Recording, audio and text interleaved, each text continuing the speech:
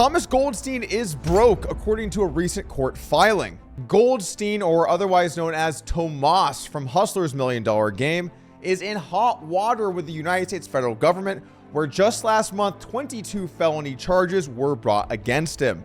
If you're not familiar with the story, we did a great video breaking down the initial documents here on the channel. Now, as Goldstein's defense team moves forward, more and more information is coming to light that we're going to dive into today.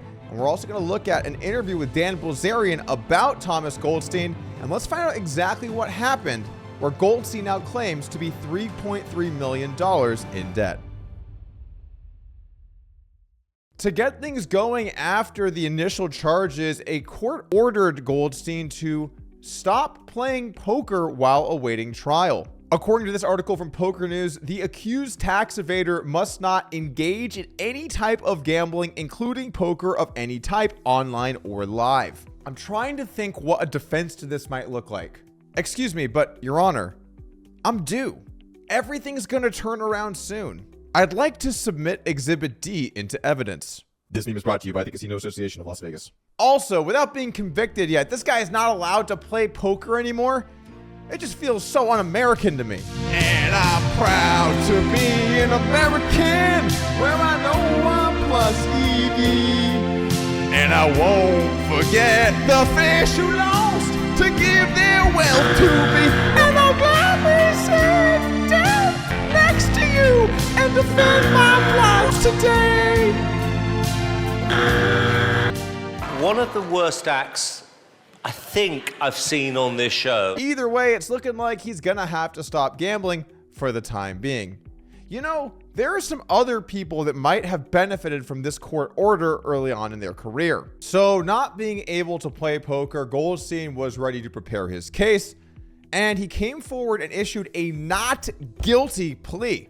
Supreme Court lawyer pleads not guilty in tax case tied to poker winnings. Prominent former U.S. Supreme Court attorney Tom Goldstein on Monday pleaded not guilty to federal charges that he failed to report millions of dollars he won in poker matches and used his former law firm's accounts to pay his gambling debts.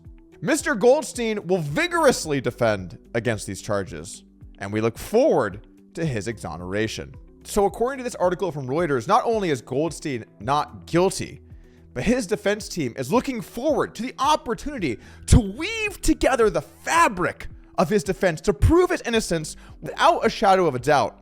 What would their complex strategy look like? Well, we found out just this week. I ain't got no money. Indicted poker-playing lawyer Tom Goldstein says he has more than $3.3 million in debt. Wow, $3.3 million in debt? If he could only find a way to make back like $500K quickly. Steve makes the call.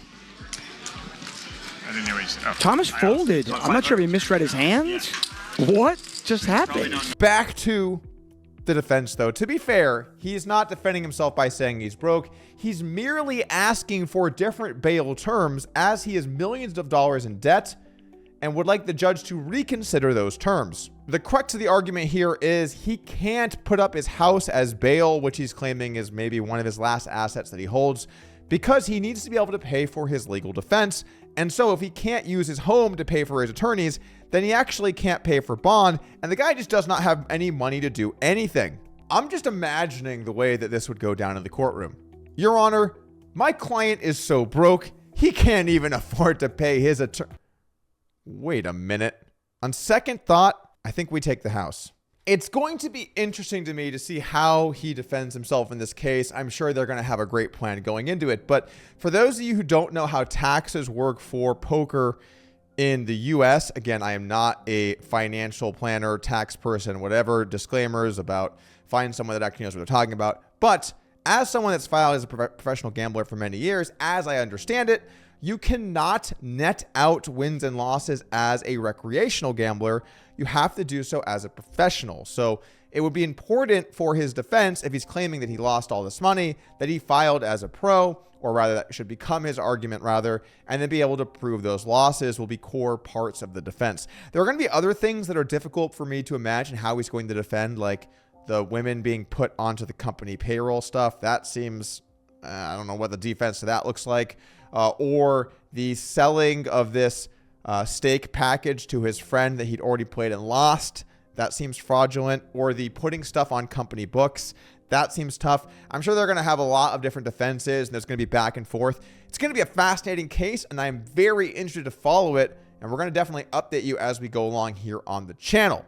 But before we go today, there was a very interesting interview with Dan Bilzerian where he talked about Thomas Goldstein. According to this Poker News article, Dan Bilzerian, quote, best friends with indicted lawyer, had $385,000 Las Vegas prop bet. I remember hearing about this story back in the day in Vegas. Basically, him and Goldstein had to race on a track in Las Vegas, and they were in luxury sports cars, and it was a $385,000 bet that Bilzerian won over Thomas Goldstein. At that time, I didn't know who Goldstein was, but I am getting some memory flowing. We've seen some pretty degenerate behavior from these guys in the past. Bilzerian had this to say about Thomas Goldstein. To this day, I have never met anyone with less respect for money proportionate to their net worth than Tom. I find that statement funny because for me personally, I don't know if this guy even wins that for simply people just named Tom. Bilzerian went on to say, and I've met some true degenerates. As the famous saying goes, surround yourself with great people and you will be great. But surround yourself with degenerates and you will become rich. I think that might have been Mark Twain that said that one. I would like to go back and hone in on this never met anyone with less respect for money quote from Bilzerian. I mean, man, this quote coming from this guy, are you serious? This would be like Phil Hellmuth saying he's never seen someone act so disrespectfully on TV poker. I think I'm gonna burn this fucking place down if I don't win this fucking tournament. Or Daniel Negreanu tweeting he's never seen someone tweet statements they regret making. Gaza gazillions. Maybe not in the best taste. This would be like Isildur saying that he's never seen someone with less respect for money proportionate to their net worth. Oh wait, that's the same thing. When we go back and look at some of these hands that were played on Hustler Casino Live's $1 million game, and we see the way that Thomas Goldstein was playing on there, well, it certainly does seem like the man is a reckless gambler. I'll also say my experience on that show got really messed up last time because my game basically fell through, and then I was not allowed to play on Thursday and Friday. And I'm not saying who I think may or may not have been involved in that decision, but there is a limited number of people in that game, and you don't exactly have to be an attorney to try and figure out this case. You know, this case really is wild, and it is important for us to remember something. People are innocent until proven guilty in a court of law. Now, the thing about this case specifically is the United States federal government only really picks up cases that are slam dunk, so they think they're going to win hands down.